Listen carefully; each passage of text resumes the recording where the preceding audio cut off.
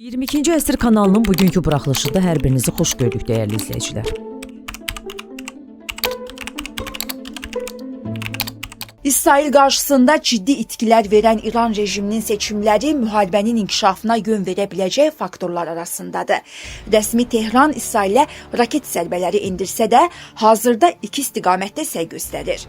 ABŞ-nin İsrail cəbhəsində müharibəyə qoşulması ssenarisinə imkan verməmək, Vaşinqtonu Təl-Əvivi dayandırmağa inandırmaq və nüvə danışıqlarını bərpa etmək.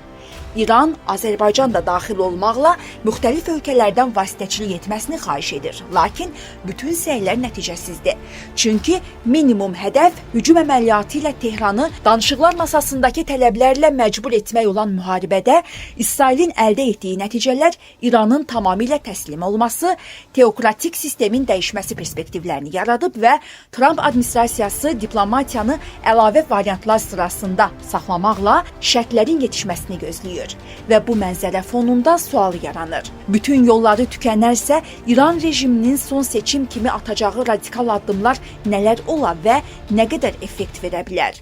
Hörmüz boğazını bağlamaq. İran artıq bunu gündəmə gətirib. Lakin məsələ hələ ki təhdid xarakteri daşıyır. Rejim dünya iqtisadiyyatına ciddi zərər vuracaq və neft qiymətinin yüksək artımına səbəb olacaq bu addımı son kartlardan biri kimi saxlayır. Həmçinin belə radikal addımda İranın dost hesab etdiyi ölkələri, misal üçün neft qiymətinin yüksəlməsini istəməyən Çin bu məsələdə maraqlı deyil.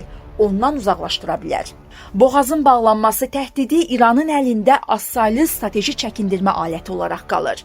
Müharibəni regional müstəviyə yaymaq. İran rejimi başda daha zəif hesab etdiyi körfəz ölkələri olmaqla ABŞ bazalarının yerləşdiyi regionları hədəfə ala, belə demək mümkünsə tarana gedə bilər. Bu, İran üçün şansının az olduğu qumar oyunu olacaq. Çünki müharibə arealının regiona yayılması hədəf seçilən ölkələrin də İsrail cəbhəsində aktiv iştirakını şərtləndirə və Tehranın məhvini legitimləşdirə bilər. Dini silahın işə salınması.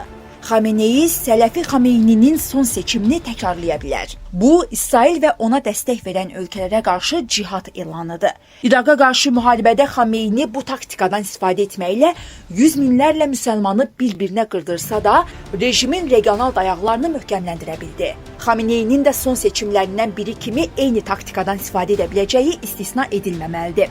Bu taktika İrana qələbəni gətirməyəcək, amma müqavimət zəmini formalaşdıra bilər. İranın proksi qüvvələrinin ciddi qan itirməsi belə bir müqavimətin effektini şübhə altına alsa da, tamamilə sıradan çıxmadığı da bəllidir. Hizbullah və Həmas zəifləsə belə hələ də qalır. Husilər və İraqdakı şiə qrupları mövcudluğunu qoruyur. Mümkün dini müharibə fətvası ilə qüvvələr İsrailə və ABŞ-nin bölgədəki mövqelərinə baş ağrısı ola, regionu toqquşmalar platformasına çevirə bilər. İran rejimi son seçimləri saxlayır. Çünki onlar üçün son olmadığını, diplomatiya ilə çıxış yolunu tapa biləcəklərini düşünürlər.